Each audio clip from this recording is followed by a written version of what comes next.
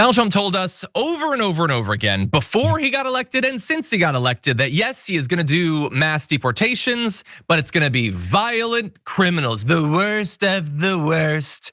And so worst of the worst that we can't put them in America, in one of our prisons. They'll break out, they have superpowers. We need concentration camps at Guantanamo Bay. We have to. It's gonna cost, maybe $500 billion, maybe $1 trillion, but it's worth it because they're so violent, so dangerous, okay? And they've started sending people there. And so they don't want you to know anything about the people they're sending there, which is strange for an administration that I keep hearing from Elon Musk is the most transparent ever. But you know what? There are still some good journalists in this country working for ProPublica and the Texas Tribune, and they've identified some of those people. And what do you know? They're not doing what they said they do with the whole violent criminals thing. So for 3 of the Guantanamo detainees that have been sent there already, these are those who had been held at an immigration detention center in El Paso. ProPublica and the Tribune obtained records about their criminal histories and also spoke to their families. Each of them had been detained by immigration authorities soon after crossing the US-Mexico border and was being held in custody awaiting deportation. According to US federal court records, 2 of them had no crimes on their record except for illegal entry, which is not some sort of federal crime, it's a civil violation. The 3rd had picked up an additional charge. Oh, that's fair, okay, he had another charge.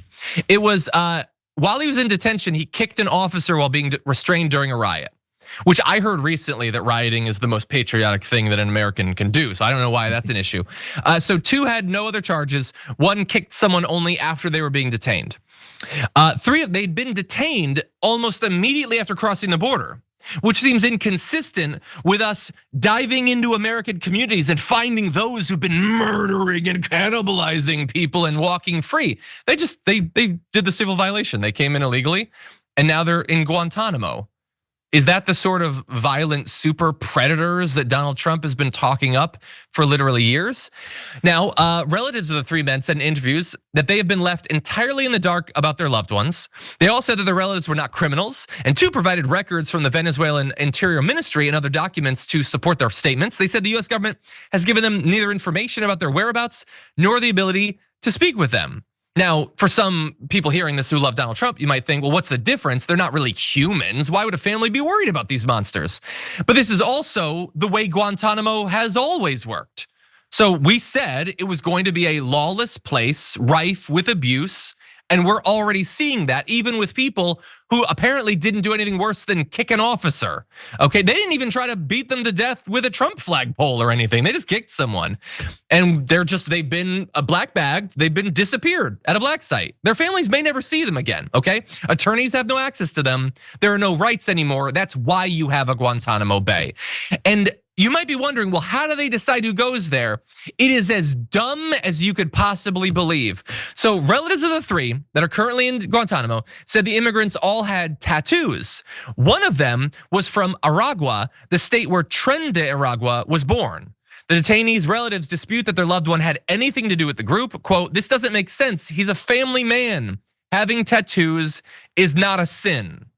Well, it's not a sin, but to these people, all unqualified, driven by nothing other than xenophobia and hate, it is apparently proof positive. If you're from a place, I mean, you're from a place where there's criminals. Clearly, you're one of them, and you have a tattoo that's super suspicious unless you're Pete Hegseth. Oh, super suspicious unless you have a tattoo that has been linked to white supremacist militias and stuff like that. But it's a brown tattoo. It's not a white skin tattoo, so it's way scarier. And so, JR, this is what we've been saying all along. They're not tracking down people who killed 20 people and fled across the Pacific Northwest or anything. They're getting people who've been accused of shoplifting. They're getting people who've just been here illegally and that's it. And then they're sending them to the black hole of Guantanamo Bay. What do you think? And I'll tell you guys why this is a very important lie. Not that all the rest of them aren't, but there's a reason why all of them are important. And then once many of these lies were exposed, maybe during campaigns or during his first term, and even now, it's because it means he'll lie about other things that he said they're not gonna do, or they'll do a certain way. So if you're gonna lie about which kind of violent criminals you're willing to send to Guantanamo Bay, and you start sending children, folks that just crossed over and it's a civil violation, as you pointed out, that means they're willing to do other things that the lie after it was exposed turned into, oh, he's just joking. Oh, he's just trolling. Oh, you guys are so hyperventilating. You're going over the top too much. So if he's willing to lie about that, you know what else he's floated? He's also floated sending American citizens. He's also, by the way, they've also wrongfully identified folks as being here illegally. There were actually American citizens, veterans, as a matter of fact. So who cares about any of them? There was also that whole thing during the campaign when he dogged out veterans. You guys can't claim that he doesn't care about veterans. He says great things about veterans. Well, his policies actually violate their rights. So he also, maybe about a month ago, floated the idea of sending off violent Americans, criminals that he says need to go off to some other country and we pay them a small fee to keep them because we don't want them in this country. They don't deserve to be in this country. They're a scourge on our great nation. So once that starts happening, will we then say, oh, well, he can do that because they're violent? Everything keeps moving with his declarations for dismissals, for rounding up certain people that he alone, back to the dictator talk that we were talking from the beginning, that he alone deems the worst of the worst. And we'll just accept it because, what was that again that Napoleon said? Yeah. He who's going to save the country breaks no laws, right? It's gonna keep changing. That's why he voiced it that way. That's why he posted it. That's why he reposted it, because that is the law of the country in his mindset. So once American citizens start getting rounded up because they're not the right kind of American citizens, don't say people didn't tell you what was happening when they were hyperventilating and trying to lose more elections by talking over the top. By the way, you know who else called this guy a fascist? John Kelly, General Milley, JD effing Vance. I was close to saying it again, John. JD effing Vance called him America's Hitler. Yeah. Again, he never said that was a bad thing. He just identified accurately that that's what he wanted to be. And we're 3 weeks into the presidency, and they're sending just people who they cross the border. That's it. They're literally in Guantanamo Bay for crossing the border.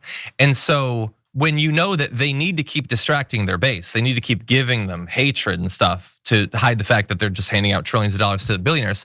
What do they deliver in 2 weeks? What do they deliver in 2 months? What do they deliver in 2 years? Like, is it possible to make a prediction that is hyperbolic considering the environment we're in?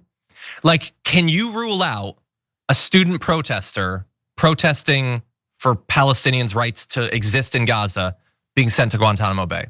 Can you say that that's a crazy thing for me to predict? Iadarola? Can you say that, what's that? He already pointed out, hey, these international students, if they're protesting against our policies, what we're doing in Palestine and the Gaza conflict and genocide that's going on, they don't deserve to be here. We will deport them. That deportation could end up there as well too, because these are these dirty migrants that are doing wrong things under his eyes. It all comes back together. It's just the way it is. Let's keep it real. We already have enslavement in our American prisons already. How much is this gonna cost, folks? Cares? Who cares? They're afraid. Some of those other folks that are supposed to get sent off across international in other countries are, as they kept pitching, the smash and grab things. How many times did you see Republicans and conservatives talk about these smash and grab robberies? And he says they're running out of stores with refrigerators and TVs. I want you to imagine and picture in your head an image of a human being running out of a store with a refrigerator. It's impossible. But he said it, and people got scared. Looters, Guantanamo Bay, their base will love it. And it'll be explicitly racist, but whatever. They already said white South Africans can come in, but just the white ones. We've already crossed all of these lines. We're just trying to come up with new orientations of all of the crossing of lines. The fascist militia attacks peaceful protesters. You don't think they would send the protesters to Guantanamo Bay as a result of that? Is that it? I want to predict something that is too far, that they would never do. But so far, I defy anyone to do that, considering where we're at 3 weeks in.